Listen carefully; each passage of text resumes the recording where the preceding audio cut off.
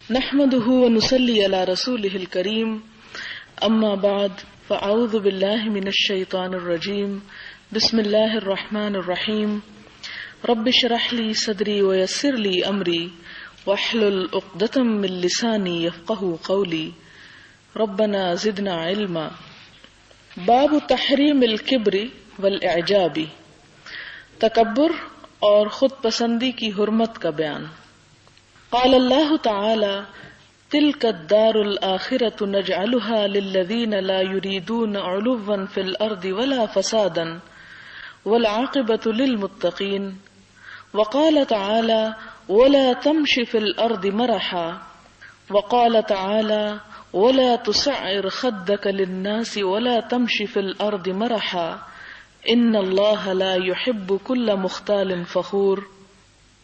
وقال تعالى ان قارون كان من قوم موسى فبغى عليهم وآتيناه من الكنوز ما ان مفاتحه لتنوء بالعصبة اولي القوة اذ قال له قومه لا تفرح ان الله لا يحب الفرحين الى قوله تعالى فخسفنا به وبداره الارض۔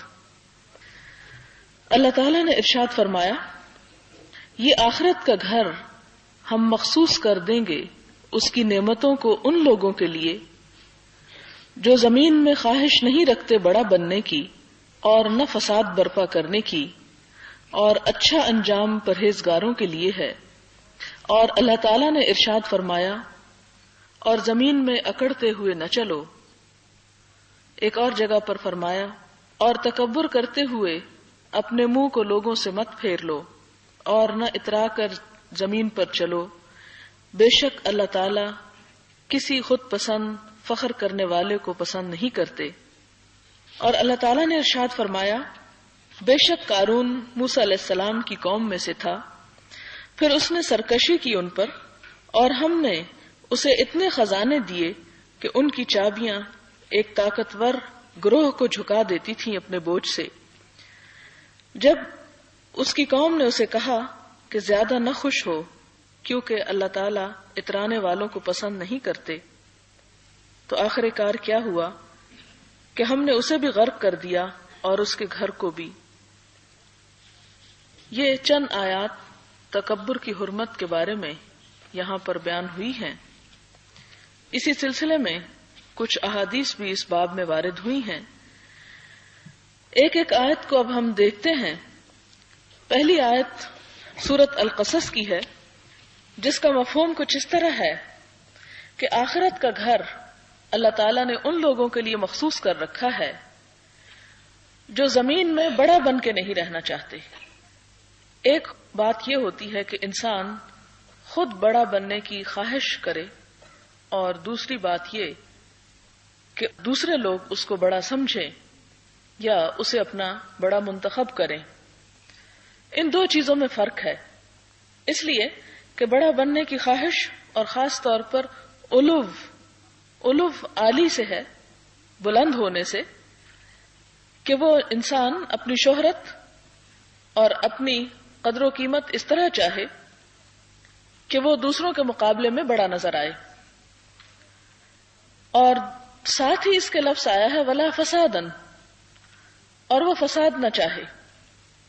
تو گویا اس لفظ سے پہلے لفظ کی مزید وضاحت ہو جاتی ہے، جس کا مطلب یہ ہے کہ بڑا بننا کس غرض کے لیے ناپسندیدہ ہے؟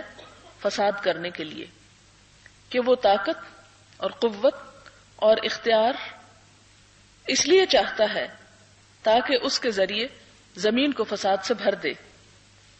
اسی لیے قرآن پاک میں ایک اور جگہ پر آتا ہے کہ اللہ تعالیٰ بعض لوگوں کی قوت بعض کے ذریعے اس لیے توڑتے ہیں کہ کہیں زمین فساد سے نہ بھر جائے، اور اگر اللہ تعالیٰ بعض کو بعض کے ذریعے نہ بٹاتا لفسدت الارض، تو زمین کا سارا نظام بگڑ جاتا۔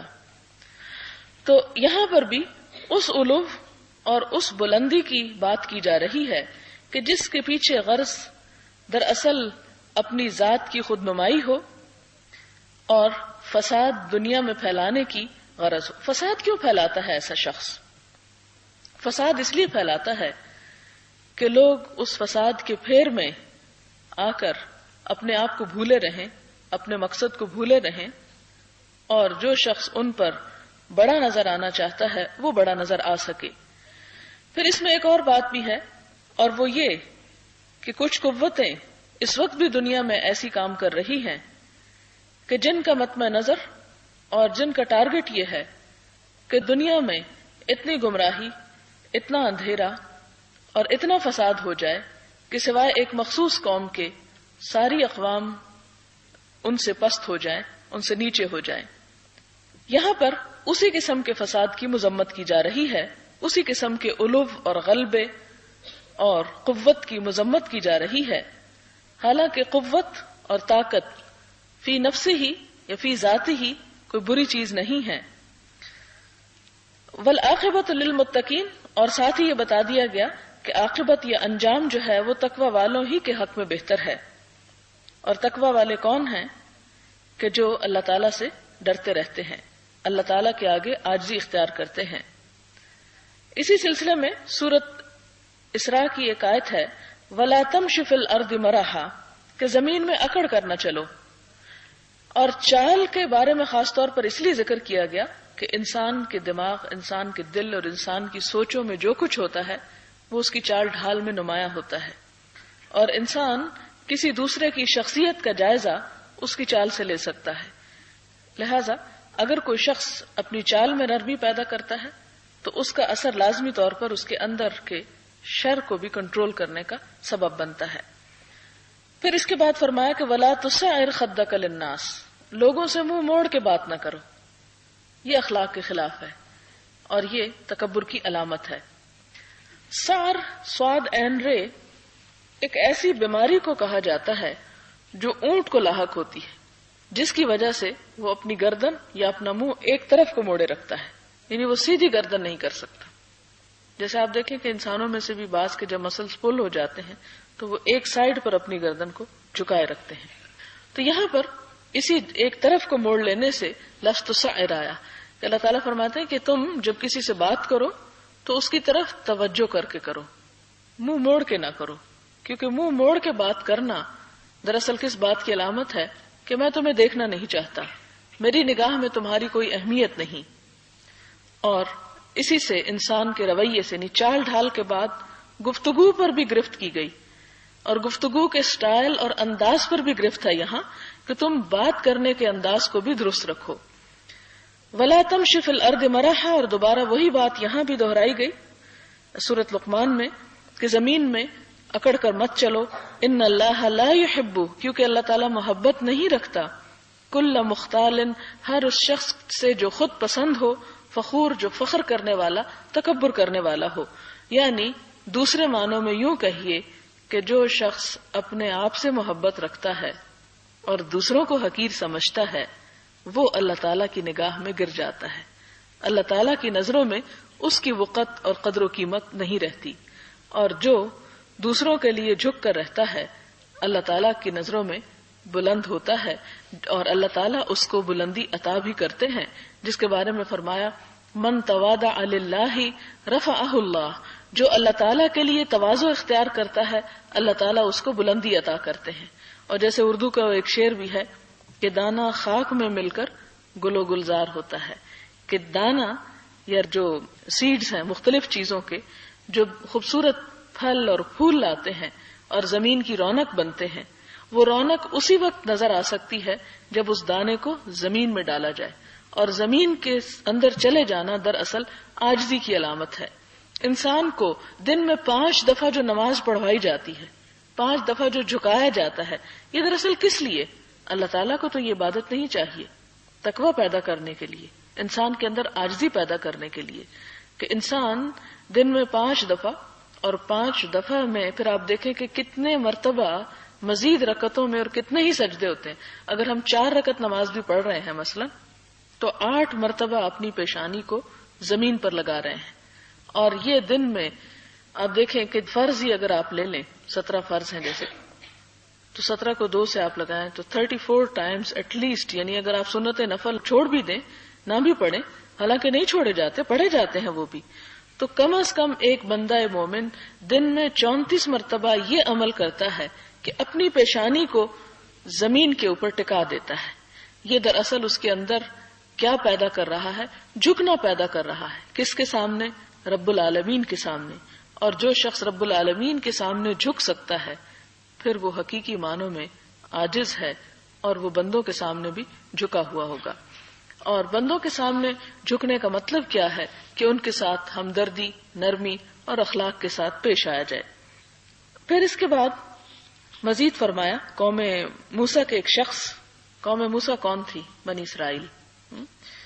اس قوم کا ایک شخص جس کا نام قارون تھا، اس کی مثال بیان کی گئی کہ قارون انتہائی امیر انسان تھا، اتنا دولت مند کہ جس کے خزانوں کو گنا نہیں جا سکتا تھا. ان خزانوں کی کنجیاں جو تھیں وہ اتنی زیادہ تھیں کہ جنہیں ایک انسان نہیں اٹھا سکتا تھا، ایک اونٹ نہیں اٹھا سکتا تھا. اسبا اٹھاتا تھا، اور اسبا کہتے ہیں انسانوں یا اونٹوں کی ایک بڑی جماعت، کہ اس کے اوپر وہ کنجیاں لادی جاتی تھیں. جب وہ ایک جگہ، ظاہر ہے کہ وہ ایک جگہ سے دوسری جگہ ٹریول کرتا ہوگا تو عموماً انسان جب ٹریول کرتا ہے تو اپنی کنجیاں اور اپنے محفوظ چیزیں جو ہیں وہ اپنے ساتھ ہی رکھتا ہے یا انہیں کسی محفوظ مقام پر پہنچاتا ہے، کیونکہ اگر کنجی کسی کے سامنے ہو تو خزانے تک ایکسس جو ہے وہ بہت آسان ہو جاتی ہے. اور تالا لگایا ہی اس لیے جاتا ہے کہ کنجی جو ہے اس کو سنبھالنا نسبتاً آسان ہے. تو ظاہر ہے کہ ان کو چھپانے کے لیے یا ساتھ لے جانے کے لیے جب وہ ٹریول کرتا ہوگا تو اس وقت وہ ایک مضبوط بڑی جماعت اس کی صرف کنجیاں اٹھانے کا کام کرتی تھی. اس سے آپ اندازہ لگا سکتے ہیں اس کی دولت کا. اور یہاں پر بھی یہ بتایا گیا کہ اتنی قوت اور اتنی دولت رکھنے کے بعد اس کی قوم نے اسے ایک ہی نصیحت کی کہ تم تکبر میں مبتلا نہ ہو، اپنے آپ کو بڑی چیز نہ سمجھو، اس لیے کہ اللہ ہی دینے والا ہے. اور آپ دیکھیں کہ جب بھی اہل ایمان کو رزق خرچ کرنے کی طرف دعوت دی جاتی ہے تو یہی کہا جاتا ہے کہ مما رزقناہم، جو رزق ہم نے ان کو دیا. تو کسی کے پاس زیادہ ہے یا کم ہے، دراصل کس کا ہے؟ اللہ تعالیٰ ہی کا ہے، اور اسی کی تقسیم ہے. جس کے لیے چاہتا ہے زیادہ کر دیتا ہے اور جس کے لیے چاہتا ہے تنگ کر دیتا ہے. جب ہے اسی کا تو انسان کے پاس تو صرف عارضی طور پر ہے، ایک امانت کے طور پر ہے. اب آپ دیکھیں کہ اگر کوئی شخص اپنی کوئی قیمتی چیز آپ کے پاس امانت کے طور پہ رکھواتا ہے تو کیا اس امانت کو لے کے آپ تکبر کریں گے؟ اس کے اوپر آپ شوخی کریں گے؟ اس کو شو آف کریں گے؟ نہیں کریں گے. کوئی ایسا کرے تو آپ کیا کہیں گے اس کو؟ کتنا احمق ہے کہ کسی کی چیز لے کر اترا رہا ہے یا تکبر کر رہا ہے یا اپنے آپ کو بڑی چیز سمجھتا ہے. اس شخص کی کوئی قدر و قیمت نہیں، وہ ایک طرح سے حقیر سمجھا جاتا ہے جو مانگے تانگے سے اپنی شہرت بنائے. تو اسی طرح آپ دیکھیں کہ ہمارے پاس مال و دولت جو کچھ بھی ہے وہ دراصل کس کا ہے؟ اللہ تعالیٰ کا. وہ بھی ہمارا اپنا نہیں ہے، ہمارے پاس امانت ہے. اور ساری چیزیں امانت ہے، مال و دولت بھی امانت ہے. جب وہ ہمارے پاس چند دن کے لیے ہے جس کا ہمیں پتہ بھی نہیں کہ کس دن واپس چلا جاتا ہے، کیونکہ یہ ایسی چیزیں ہیں کہ جن کے بارے میں جس کو اللہ تعالیٰ آسمان سے اترنے والے پانی یا بارش کی طرح مثال دیتا ہے کہ کبھی بہت زیادہ آ جاتی اور کبھی نہیں آتی. آج کل آپ دیکھیں کتنے دن ہو گئے بارش نہیں برسی، ہم سارے بھی مل کے زور لگا لیں تو نہیں اتار سکتے. تو اسی طرح اللہ تعالیٰ کا دیا ہوا رزق یا مال و دولت جو ہے وہ بھی انسان کے اپنے بس یا اختیار میں نہیں کہ پکڑ کے کہیں سے چھین لائے یا اتار لائے، وہ نہیں لا سکتا جب تک اللہ نہ چاہے. تو جب ایک چیز عارضی طور پر ہمیں عطا ہوئی تو اس کے اوپر تکبر کیسا، یا اس کے اوپر بڑائی کیسی، یا اس کو پا کر دوسرے انسانوں کو حقیر سمجھنے کا ہمیں حق کہاں سے؟ ہم میں سے کسی کو بھی نہیں ہے، کیونکہ یہ جو مذموم صفات ہوتی ہیں یہ انسان کے نفس کی پیداوار ہوتی ہے، اور نفس ہر ایک کے ساتھ ہے. ہمیشہ ہم یہ سمجھتے ہیں کہ جب بھی کوئی اس قسم کی بات ہو تو ہم سمجھتے ہیں یہ دوسرے کے اندر خامی ہے یا دوسرا اس خرابی میں مبتلا، اور ہم اپنے آپ کو بھول جاتے ہیں. لہٰذا ان تمام چیزوں کو پڑھتے اور سنتے وقت ہمیں اپنے اوپر نظر رکھنی چاہیے کہ ہم تو نہیں ایسا کر رہے. پھر اس کے بعد کیا ہوا کہ اس کی قوم نے اسے کہا کہ اتراؤ مت، کیونکہ اللہ تعالیٰ اترانے والوں کو اور دنیا کے اوپر خوش ہونے والوں کو پسند نہیں کرتے. اور پھر ہوا یہ کہ ایک دن وہ اپنے ساری شان و شوکت کے ساتھ نکلا تو جو لوگ اس کے مال و دولت پر فخر کرتے تھے وہ اسے دیکھ کر حسرت سے آہیں بھرنے لگے اور کہنے لگے یا لیت لنا مثل ما اوتی قارون، اے کاش ہمارے پاس بھی وہی کچھ ہوتا جو قارون کو دیا گیا. انہ لذو حظ عظیم، وہ تو بڑی ہی قسمت والا ہے، بڑے نصیبے والا ہے. اور ان میں سے جو اہل ایمان تھے انہوں نے ان کو ملامت کی اور کہنے لگے کہ تم اس چیز پر مت رشک کرو اور مت فخر کرو اور اپنا آخرت کا حصہ جو ہے وہ مت بھولو. تو بالآخر کیا ہوا اس قصے کو آپ سب جانتے ہیں. نتیجہ یہ ہوا کہ اس کے اس تکبر کو اللہ تعالیٰ نے پسند نہ کیا، اور فخسفنا به وبداره، ہم نے اسے بھی زمین میں دھنسایا اور اس کے گھر کو بھی، اس کے محل کو بھی، اس کے سب دولت کو. اور کہا یہ جاتا ہے کہ قیامت تک دھنستا چلا جائے گا، دھنستا چلا جائے گا. تو گویا اگر مال و دولت میں اتنی قوت ہوتی تو اسے کبھی دھنسنے نہ دیتی. لیکن حقیقت یہ ہے کہ ان القوت للہ جمیعا، قوت ساری کی ساری اللہ تعالیٰ ہی کے پاس ہے. اس کے بعد چند احادیث ہیں اس باب میں. وعن عبد اللہ بن مسعود رضی اللہ عنہ عن النبی صلی اللہ علیہ وسلم قال لا يدخل الجنة من كان في قلبه مثقال ذرة من كبر فقال رجل إن الرجل يحب أن يكون ثوبه حسنا ونعله حسنة قال إن الله جميل ويحب الجمال الكبر بطر الحق وغمط الناس رواہ مسلم. حضور صلی اللہ علیہ وسلم نے فرمایا کہ جس دل میں ذرہ برابر بھی تکبر ہوگا، یہ حدیث حضرت عبداللہ بن مسعود نے روایت کی ہے کہ آپ صلی اللہ علیہ وسلم نے فرمایا جس کے دل میں ذرہ برابر بھی تکبر ہوگا وہ جنت میں داخل نہیں ہوگا. ذرہ کیا چیز ہے؟ چھوٹے سے چھوٹی کسی چیز کی مقدار. ایک آدمی نے عرض کیا یا رسول اللہ صلی اللہ علیہ وسلم، ایک آدمی چاہتا ہے کہ اس کے کپڑے اچھے ہوں، اس کے جوتے اچھے ہوں، تو اس کا کیا حکم ہے؟ کیا یہ تکبر میں آتا ہے؟ آپ نے فرمایا نہیں، اللہ تعالیٰ خوبصورت ہے، جمیل ہے، جمال کو پسند کرتا ہے. تکبر تو حق کے انکار اور لوگوں کو حقیر سمجھنے کا نام ہے. یعنی اچھا کپڑا پہننا یا جوتا اچھا پہننا، اس میں کوئی حرج نہیں، اس میں کوئی خرابی نہیں.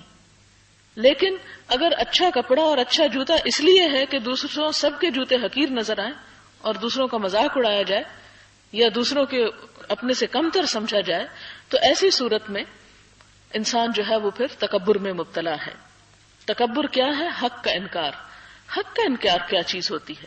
اس کی بہترین مثال آپ کو تیسرے پارے میں مل جائے گی، جہاں آپ دیکھتے ہیں کہ حضرت ابراہیم علیہ السلام نے نمرود کے سامنے جب حق کو پیش کیا، اور کس طرح پیش کیا کہ نمرود نے حضرت ابراہیم علیہ السلام سے اس بات پر جھگڑا کیا تھا کہ وہ اللہ تعالیٰ ہی کو اپنا رب کیوں مانتے ہیں، اور اس کا جھگڑا کس بات پر تھا کہ میں بادشاہ ہوں، مجھے مانو، اس کو کیوں مانتے ہو؟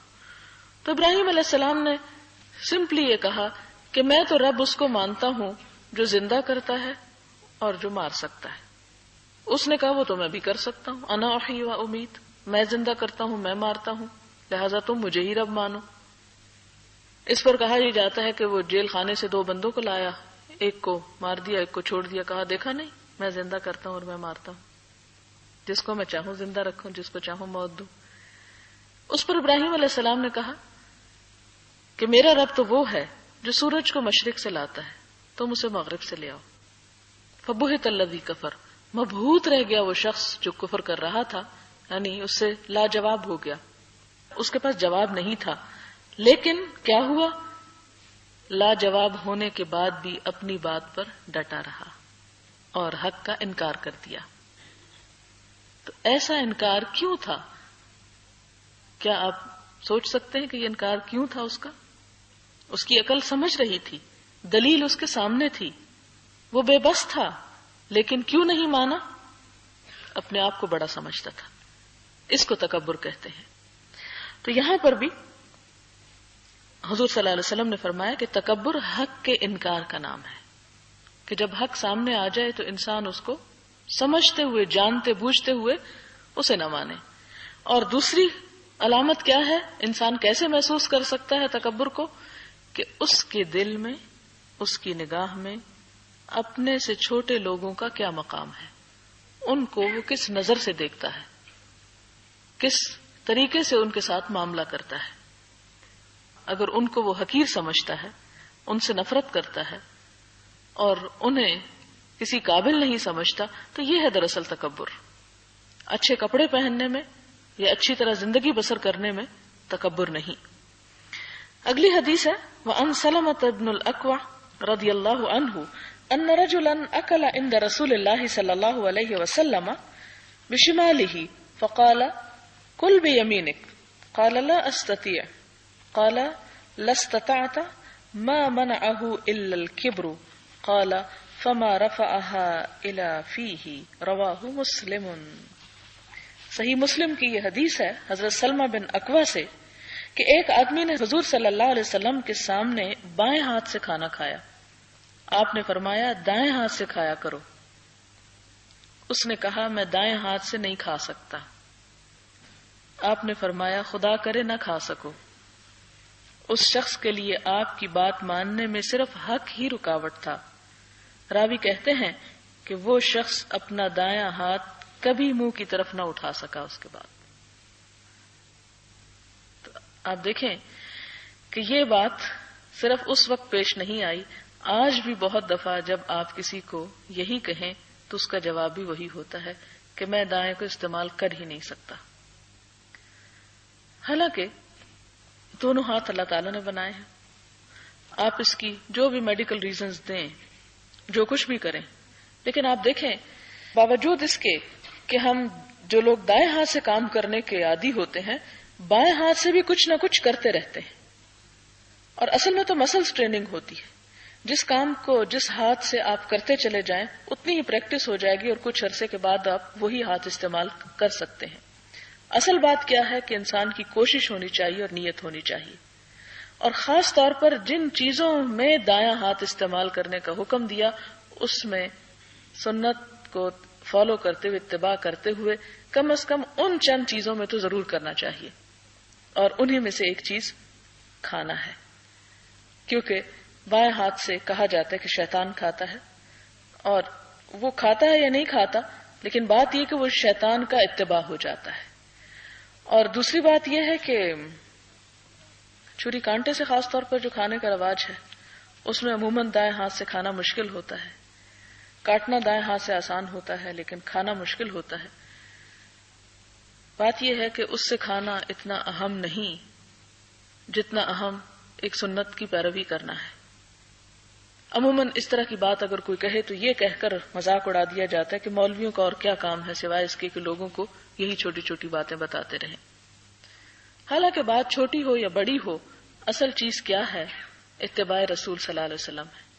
اللہ تعالیٰ نے قرآن پاک میں فرمایا قل ان کنتم تحبون اللہ، ان سے کہہ دو کہ اگر تمہیں اللہ سے محبت ہے فاتبعونی، تو کیا کرو؟ میرا اتباع کرو، یعنی رسول اللہ صلی اللہ علیہ وسلم کا. اللہ تعالیٰ نے یہ نہیں فرمایا تو میری بات مانو. یہ بھی تو ہو سکتا تھا نا کہ اگر تم کہتے ہو کہ ہمیں اللہ سے محبت ہے تو پھر اللہ کی بات مانو. یہ نہیں فرمایا. یہ فرمایا رسول اللہ صلی اللہ علیہ وسلم کا اتباع کرو. جب تک ان کی محبت تمہارے دل میں نہیں اس وقت تک تمہارا کوئی کام اور کوئی عمل قابل قبول ہی نہیں. اور جس کے بارے میں آپ سب جانتے ہیں، آپ صلی اللہ علیہ وسلم نے خود بھی فرمایا کہ خدا کی قسم وہ شخص اس وقت تک مومن ہی نہیں ہو سکتا جب تک میں اس کو اس کے تمام رشتہ داروں، باپ، ماں، اولاد اور تمام لوگوں سے زیادہ پیارا نہ ہو جاؤں. تو یہ محبت کس چیز کی محبت ہے آخر اگر آپ کی سنت کی محبت نہیں؟ اس لیے کہ حضور صلی اللہ علیہ وسلم نے فرمایا من احب سنتی فقد احبنی ومن احبنی کان معی فی الجنہ. جس نے میری سنت سے محبت کی اس نے مجھ سے محبت کی. کیونکہ زبانی تو دعویٰ بڑا آسان ہے. آپ اپنے دشمن کو بھی کہہ سکتے ہیں میں آپ سے بہت محبت کرتا ہوں، آپ کو کیا بگڑے گا؟ آپ کی زبان ہی ہلے گی نا. تو زبان سے دعوے کرنا تو بہت آسان ہوتا ہے، لیکن عمل سے ثبوت فراہم کرنا. آپ دیکھیں نا اردو میں بھی وہ ایک محاورہ ہے کہ دوست وہ ہے جو مشکل میں کام آئے. اگر مشکل میں کوئی نہیں پوچھتا اور سارا سال کوئی آپ سے دوستی کا دعویٰ کرتا رہتا ہے اور محبت کا اظہار کرتا رہتا ہے، اور اگر آپ تکلیف میں ہیں، مصیبت میں ہیں اور آپ کی آگے بڑھ کے کوئی حال بھی نہیں پوچھتا، تو وہ محبت اور وہ دوستی کے دعوے تو سب جھوٹے ہو گئے. اسی طرح ہمارے ہاں بھی اس طرح کا ٹرینڈ بہت پایا جاتا ہے کہ زبانی کلامی بہت اظہار محبت کریں گے، اللہ تعالیٰ سے، اللہ تعالیٰ کے رسول صلی اللہ علیہ وسلم سے. لیکن جب آپ کی اتباع اور آپ کی اطاعت کی بات آئے تو سب سے پیچھے کھڑے ہوں لائن میں کہ پہلے اور چلے جائیں آگے، پھر ہم کر لیں گے. کیونکہ عموماً ہم یہی کہتے ہیں نا، کبھی یہ قانون بن جائے تو پھر سارے ہی کر لیں یہ کام. بھی جب قانون بن گیا تو پھر تو آپ نے قانون کی پیروی کی، پھر نہ آپ نے کسی محبت میں تو نہ کیا.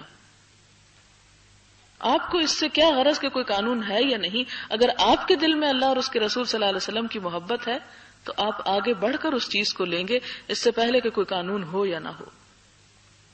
تو محبت قانون نہیں دیکھتی، محبت پھر اصول اور ضابطے نہیں دیکھتی، اس میں تو جنون ہوتا ہے، وہ تو ساری دنیا سے ٹکر لینا جانتی ہے. اسی طرح یہاں پر بھی آپ دیکھیں کہ حضور صلی اللہ علیہ وسلم نے، اور پھر یہ کہ آپ کا کوئی پرسنل انٹرسٹ تو اس میں نہیں تھا کہ ایک شخص دائیں سے کھائے یا بائیں سے کھائے، اپنا پیٹ بھرنا ہے کسی نے جس سے کوئی مرضی کھائے. لیکن چونکہ آپ کس لیے آئے تھے، آپ نے فرمایا انما بعثت معلما، سکھانے والا بنا کے بھیجا گیا. اور دوسری بات یہ کہ لوگوں کے اندر بہترین ادب پیدا کیا جائے، اخلاق کی بہترین باتیں سکھائی جائیں. آپ صلی اللہ علیہ وسلم نے خود فرمایا انما بعثت لاتمم مکارم الاخلاق، کہ مجھے اس لیے بھیجا گیا ہے تاکہ میں بہترین اخلاق کو پائے تکمیل تک پہنچاؤں لوگوں کے اندر. اور پھر آپ دیکھیں ایک اور چیز بھی ہے کہ ایک امت کیسے پہچانی جاتی ہے، کوئی قوم کیسے پہچانی جاتی؟ اپنے اعمال ہی کے ذریعے. اگر ایک شخص بائیں ہاتھ سے کھا رہا ہے، چری کانٹے سے کھا رہا ہے، تو کس کا اتباع کر رہا ہے؟ سب جانتے ہیں. اور اگر ایک شخص دائیں ہاتھ سے کھا رہا ہے، کانٹے چری سے ہی کھا رہا ہے، اسے منع نہیں کیا گیا. یہ چری کانٹے کوئی جدید دور کی پیداوار نہیں ہے اور نہ ہی کوئی ماڈرن ہونے کی بڑی بات ہے، اس لیے کہ حضرت یوسف علیہ السلام کے زمانے میں بھی لوگ چری کانٹے سے کھاتے تھے، وہ بھی بڑے متمدن لوگ تھے. تو کئی ہزار سال پہلے بھی لوگ چری کانٹے سے کھاتے تھے. تو اگر آج کھا رہے ہیں کچھ تو اس سے یہ کوئی ثابت نہیں ہوتا کہ وہ زیادہ عقل مند لوگ ہیں یا زیادہ ماڈرن ہیں. یہ ماڈرن کی اصطلاح ہمارے اپنے نفس کا، اپنے ذہنوں کا اور عقل کا دھوکہ ہے. یہ اپنے آپ کو ہم نے خوش فہمی میں مبتلا کیا ہوا ہے. اصل ماڈرنزم کیا ہے کہ انسان اللہ تعالیٰ کی بات ماننے کے قابل ہو اور اس کے رسول محمد صلی اللہ علیہ وسلم کا اتباع کرنا جانتا ہو. اس لیے کہ ہر چیز پرانی ہو رہی ہے، وہ ہر آن نئی شان میں ہے، اس کا حکم ہر آن نئی شان میں ہے. اس کا دین ایک ایسی چیز ہے جو کبھی پرانا ہونے والی نہیں، وہ ایک ایسی چیز ہے کہ جو کبھی بیکورڈ ہونے والی نہیں. یہ شیطان نے ہمیں دھوکہ دیا کہ ہم نے ان باتوں کو پرانا کہہ دیا جو آج بھی نہیں ہے. اس لیے کہ اللہ تعالیٰ کی ذات پرانی تو نہیں ہے نا، وہ تو آج بھی موجود ہے. اور جب ہم سارے ماڈرن ختم ہو جائیں گے تو بھی وہ ماڈرن موجود ہوگا. اگر ماڈرن کا مطلب یہی ہے کہ جو کچھ آج لوگ کر رہے ہیں وہی ہمیں کرنا ہے، خواہ وہ غلط کر رہے ہیں یا صحیح کر رہے ہیں. تو یہاں پر بھی آپ دیکھیں کہ آپ نے اسے سکھایا کہ دائیں سے کھاؤ. کیوں دائیں سے؟ اس لیے کہ امت مسلمہ اپنے عمل سے پہچانی جائے کہ یہ شخص محمد صلی اللہ علیہ وسلم کا اتباع کرنے والا ہے، یہ ان کا پیروکار ہے، ان کی قوم کی ایک علامت ہے، ایک طریقہ کار ہے، ایک ضابطہ اخلاق ہے کہ وہ دائیں ہاتھ سے کھاتے ہیں. وہ کہیں پر بھی ہوں گے، وہ کافروں کے گھیرے میں بھی بیٹھے ہوں گے تو صاف پہچانے جائیں گے یہ ہیں محمد صلی اللہ علیہ وسلم کے فالوورز جو دائیں ہاتھ سے کھاتے ہیں. آپ کو پہلے بھی میں ایک دفعہ قصہ سنا چکی ہوں حضرت حذیفہ بن یمان کا کہ جب کسریٰ کے دربار میں پہنچے تو آپ کے ہاتھ سے لقمہ گر گیا نیچے. کھا رہے تھے کچھ، وہ چیز نیچے گر گئی. تو سنت کیا ہے؟ جو گر جائے اسے اٹھا کے صاف کرو، کھا لو. یہ بھی تکبر کو توڑنے والی بات ہے، کھا لو اس کو. اس لیے کہ اللہ نے رزق کھانے کے لیے پیدا کیا، ضائع کرنے کے لیے نہیں. اب یہ کہ جب وہ کھانے لگے تو پاس بیٹھے شخص نے کونی ماری. یہ تو کسریٰ کا بادشاہ کا دربار ہے اور یہاں تم ایسی نیچ حرکت کرنے لگے ہو کہ نیچے سے اٹھائی ہوئی چیز کھا رہے ہو. تو ان کا جواب سنیں. وہ کہتے ہیں کہ کیا میں ان احمقوں کے بنائے ہوئے طریقوں کو فالو کرتے ہوئے اپنے رسول صلی اللہ علیہ وسلم کی سنت کو چھوڑ دوں؟ یعنی میرا معیار تو وہ ہے، میرا آئیڈیل تو وہ ہے، یہ احمق تھوڑی ہیں کہ جن کے نزدیک رزق کو ضائع کرنا زیادہ افضل بات ہے. میرے حبیب اور میرے رسول محمد صلی اللہ علیہ وسلم کے نزدیک تو اس کو استعمال کرنا زیادہ عقل مندی کی بات ہے. اس لیے میں تو اس کو فالو کروں گا، میں تو وہی کروں گا جو آپ نے کیا. یہ کس چیز کی، ہم میں کس چیز کی کمی ہے؟ ہم کیوں نہیں کر پاتے؟ اپنے دین پر کانفیڈنس کی کمی ہے. ہماری عقل کا پھیرا گھوم گیا ہے، ہم الٹے چل پڑے ہیں. وہ جسے کہتے ہیں نا، وہ ایک شعر بھی ہے اردو کا کہ لیلا نظر آتا ہے مجنو نظر آتی ہے، کچھ اسی قسم کا ہے کہ جو مذکر ہے وہ مؤنث نظر آ رہا ہے اور جو مؤنث ہے مذکر نظر آ رہا ہے. تو دھوکہ کہاں ہے؟ اپنی آنکھوں کا دھوکہ ہے. آپ مثال کے طور پر کسی کو کوئی چیز دکھائیں، مثلا ایک ہی تصویر دکھائیں اور 3 سیکنڈ کے لیے دکھائیں اور پھر ہٹا لیں. آپ کے سامنے جو 10 لوگ بیٹھے اس تصویر کو دیکھ رہے ہوں گے، ہر ایک کی ڈیفینیشن مختلف ہوگی، ہر ایک کی ڈسکرپشن مختلف ہوگی. کیوں مختلف ہے؟ اس لیے کہ ہر ایک اپنی آنکھ اور اپنی عقل سے دیکھ رہا ہے، ہر ایک نے مختلف اینگل سے اس کو دیکھا. تو پھر دنیا میں نظریں تو بہت ہیں، دیکھنے والے بھی بہت ہیں، تو ہماری نظر کیا ہونی چاہیے؟ ہمارے نزدیک صحیح اور غلط کا معیار پھر کیا ہونا چاہیے؟ وہی جو محمد رسول اللہ صلی اللہ علیہ وسلم نے دیکھا. ہمیں بھی اسی آنکھ سے دیکھنا ہے. جس کو انہوں نے پسند کیا ہم نے بھی اسی کو پسند کرنا ہے، جسے انہوں نے ناپسند کیا ہمیں بھی اسی کو ناپسند کرنا ہے. اور یہی ہے آپ سے محبت کا مطلب.